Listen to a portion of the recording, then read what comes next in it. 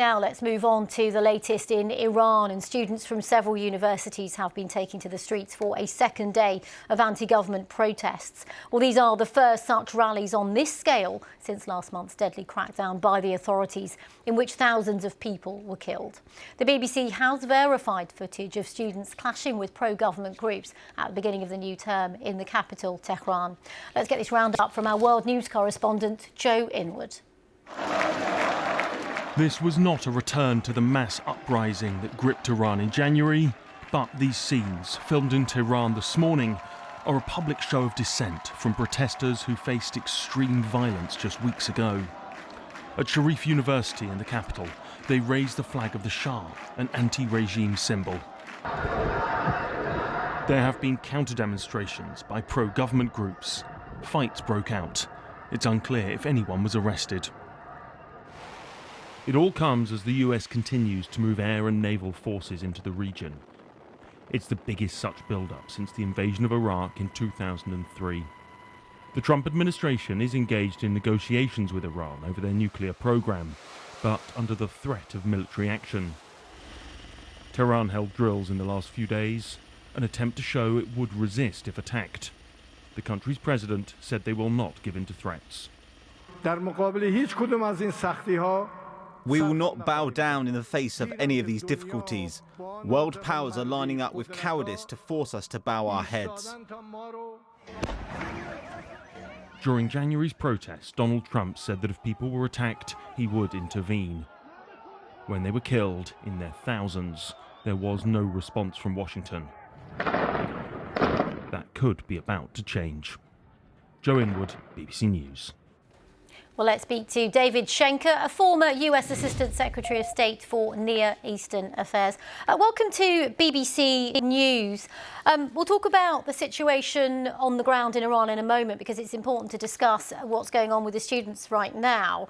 But first of all, the comments from Steve Witkoff says President Trump's questioning why Iran hasn't backed down. I mean, the US has been trying to apply pressure. So far, that pressure hasn't been a military one, but that is potentially on the horizon, David. Yeah, good afternoon. Listen, this is President Trump's playbook, which is essentially mass, huge amount of forces and wait for capitulation. And Iran does not appear ready to take the knee on this. They're going to push this to the very end, but they're not apparently ready to make any type of significant concession on the nuclear front. And what does that then mean then? If there's no concession, we talk about these indirect talks that happened last week in Switzerland. There's a possibility of more on the horizon. You hear from both sides saying progress is made, but it's clearly not enough progress. Yeah, I think the president really backed himself into a corner. This was all about protecting the protesters. We dispatched an armada to the region, and then it became about the denuclearization or ending enrichment, sending out highly enriched uranium. And now the president has given a 10 to 14 day timeline or ultimatum for Iranian capitulation. There are a huge amount of forces, aircraft in the region, and the president's got several options about what he can do. But one thing is for sure, he doesn't want to be compared to President Obama after the red line in Syria, where he threatened and didn't respond. In that case, how soon do you think there could be US military action? Because in the last 24, 48 hours, there's been a lot of speculation about whether something might have even happened this weekend. And of course, we haven't seen anything yet. Yeah, President Trump is rather unpredictable.